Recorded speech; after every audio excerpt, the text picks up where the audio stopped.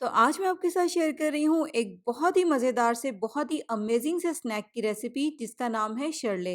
India में Punjab side में ठेलों पर बिकने वाला एक बहुत ही मज़ेदार सा स्नैक है जो कि आलू मेथी और सिंपल सी चीज़ों के साथ तैयार किया जाता है। और जितना ये स्नैक सादा और सिंपल तरीके से बनता है टेस्ट में उतना ही लाजवाब भी है। मुझे ये स्नैक काफ़ी मज़े का लगा तो मैंने सोचा क्यों ना आपके साथ भी इसकी रेसिपी शेयर की जाए। इसको बनाने के बाद किस तरह से ठेलों पर इसको बेचा जाता है या किस तरह से प्लेट तैयार की जाती है, ये सारी तफ़सील मिलेगी आपको आज की इस वीडियो में। अस्सलाम वालेकुम, मैं हूँ Sadia Uzair, welcome back to Sadia Uzair's kitchen. Video को लाइक, शेयर और मेरे इस यूट्यूब चैनल को सब्सक्राइब भी ज़रूर कर लीजिएगा। बिस्मिल्लाहिर्रहमानिर्रहीम। तो ये वाला स्नैक बनाने के लिए इस तरह के छोटे साइज़ के जो नए आलू आते हैं इनका इस्तेमाल किया जाता है। यहाँ पर मैंने 700 ग्राम ये आलू लिए हैं। अब इन आलू का सीज़न सिर्फ 2 से 3 महीने का ही होता है। आपको तो पता है कि टेस्ट में ये कितने मज़े के होते हैं, इसीलिए ये स्नैक इन आलू के सीज़न के दौरान ही बनाया जाता है। अब ये स्नैक बनाने के लिए इनमें से जो भी ज़्यादा बड़े साइज़ के आलू हैं, इनको हम इस तरह से थोड़े से बड़े-बड़े से पीसेज़ में काट लेंगे। लेकिन अगर आलू साइज़ में बहुत ज़्यादा छोटे हैं, तो फिर आप पूरे-पूरे आलू का भी इस्तेमाल कर सकते हैं। इसके अलावा जैसे कि यहाँ पर आप देख रहे हैं कि आलू की कटिंग मैं छिलकों के साथ ही कर रही हूँ, क्योंकि इस स्नैक को इसी तरह ही छिलकों के साथ बनाया जाता है। लेकिन अगर आप इनके छिलके उतारना चाहते हैं, तो इस पॉइंट पर तो छोटे-छोटे से आलू के छिलके उतारना बहुत मुश्किल होगा। छिलके आपने किस पॉइंट पर उतारने हैं, वो मैं आपको आगे चल के बताऊँगी। लेकिन असल रेसिपी में इनका छिलकों के साथ ही इस्तेमाल किया जाता है। तो देखें, यहाँ पर मैंने सारे आलू इस तरह से बड़े-बड़े से पीसेस में काट लिए हैं। अब ये स्नैक बनाने से पहले हमने इनको हल्का-सा बॉयल करना है। तकरीबन 80 से 85% तक हम आलू को बॉयल करेंगे, जिसके लिए यहाँ पर मैंने एक पैन में पानी डालकर चूल्हे पर रख दिया है बॉयल होने के लिए। साथ ही इसमें हम शामिल कर देंगे 1.5 खाने का चम्मच नमक। अच्छी तरह से नमक को पानी में मिक्स करेंगे और हाई फ्लेम पर इसमें बॉयल आने देंगे। इस नमक वाले पानी में जब हम आलू को बॉयल करेंगे तो आलू भी हल्के से नमकीन हो जाएंगे, फीके-फीके नहीं रहेंगे और उनका टेस्ट मज़ीद अच्छा हो जाएगा।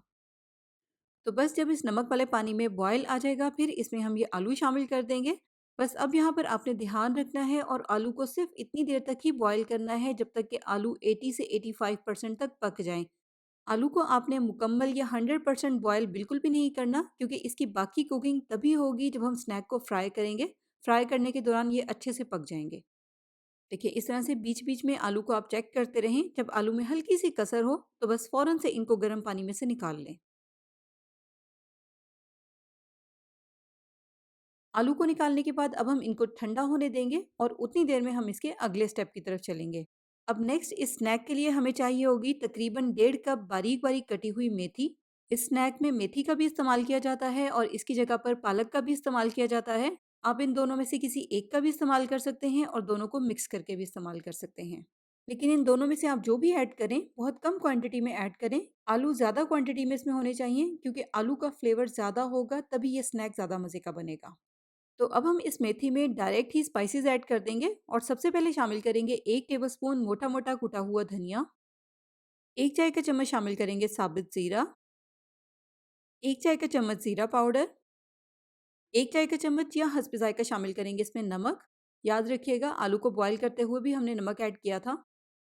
2 टीस्पून शामिल करेंगे इसमें कुटी हुई लाल मिर्च, 2 टीस्पून बारीक-बारीक चॉप की हुई हरी मिर्च। स्पाइसेस आप अपने टेस्ट के मुताबिक कम-ज़्यादा कर सकते हैं।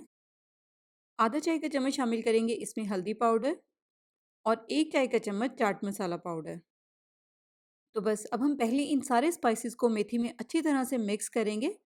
अब जो हमने इसमें नमक शामिल किया है उसकी वजह से मेथी अपना पानी छोड़ेगी, तो इसलिए स्पाइसेस को अच्छी तरह से मिक्स करने के बाद 5 मिनट के लिए इसको हम पड़ा रहने देंगे, ताकि मेथी ने जितना भी पानी छोड़ना है वो छोड़ ले। बाकी बैटर फिर हम उसके बाद ही तैयार करेंगे।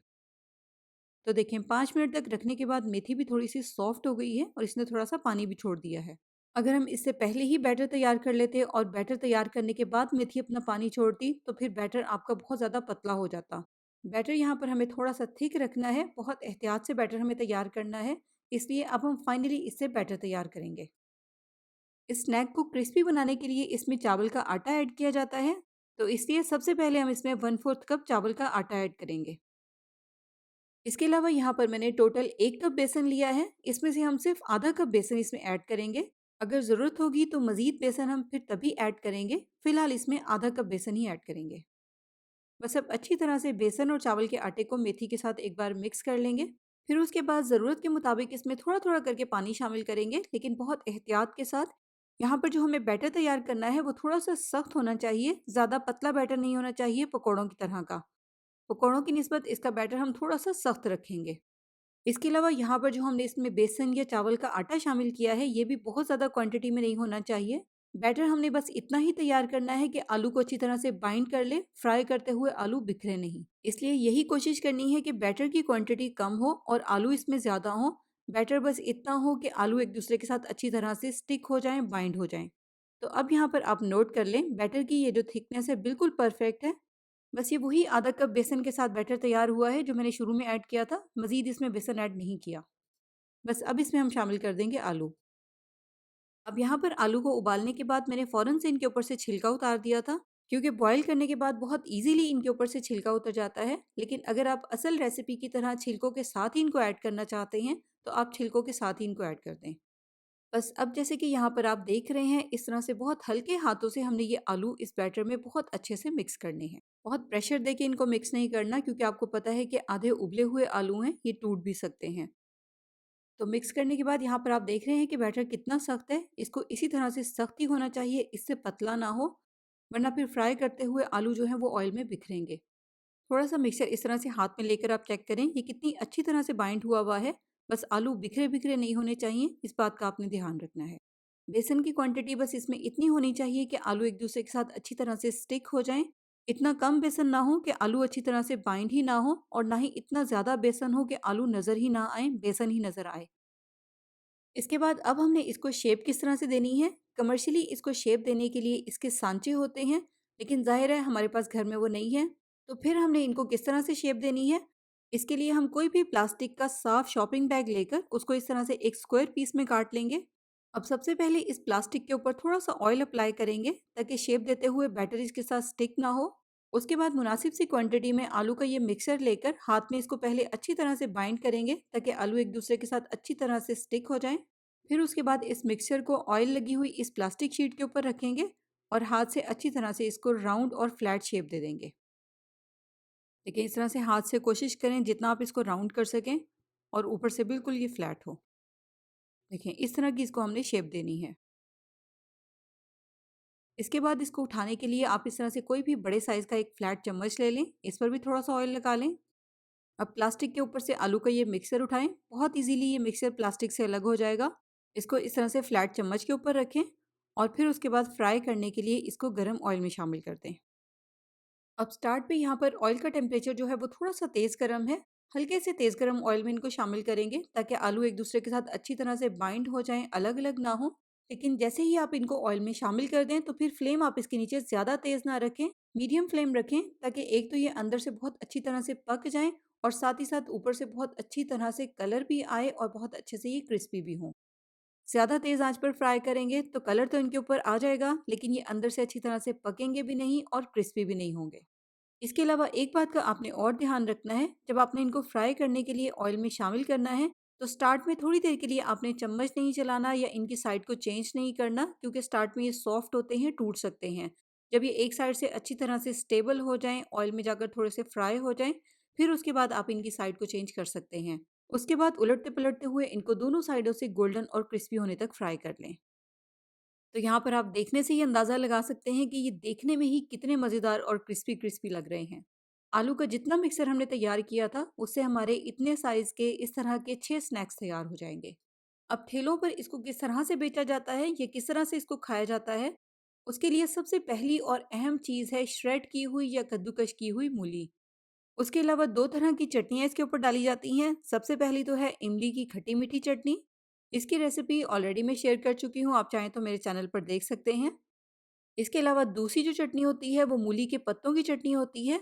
सेम उसी तरीके से उसको बनाया जाता है जिस तरह से हम धनिये पुदीने की चटनी बनाते हैं। लेकिन यहाँ पर मूली के पत्ते तो मुझे नहीं मिले, इसलिए उसकी जगह पर मैंने सिंपल धनिये पुदीने की हरी चटनी ले ली है, जो कि आमतौर पर हमारे घरों में बनाई जाती है। सबसे पहले हम प्लेट में रखेंगे एक शरले, यानी कि आलू का ये स्नैक। उसके ऊपर डालेंगे थोड़ी सी कद्दूकश की हुई मूली। फिर डालेंगे इसके ऊपर धनिया पुदीने की, या अगर आपको मूली के पत्ते मिलें तो उसकी चटनी। और इसके बाद डालेंगे इसके ऊपर इमली की खट्टी मीठी चटनी। इन दोनों चटनियों की रेसिपी आप मेरे चैनल पर देख सकते हैं। और लीजिए ये तैयार हो गई है हमारी ज़बरदस्त सी शर्ले की प्लेट। ठेलों पर तो इनके साथ व्हाइट ब्रेड के स्लाइसेस भी दिए जाते हैं, लेकिन मुझे तो ये ऐसे ही मज़े के लग रहे हैं। आप जिस तरह भी इसको एन्जॉय करना चाहें, आपकी चॉइस है। तो कैसी लगी रेसिपी कमेंट्स में ज़रूर बताइएगा और मज़ीद रेसिपीज़ देखने के लिए आप मेरे यूट्यूब चैनल का लाज़मी विज़िट करें। चैनल को सब्सक्राइब करके नोटिफ़िकेशंस भी ज़रूर ऑन कर लें। जाते-जाते वीडियो को लाइक शेयर करना भी बिल्कुल मत भूलिएगा। अपना बहुत सा ख़्याल रखिएगा, दुआओं में याद रखिएगा। Thank you for watching. अल्लाह हाफ़िज़।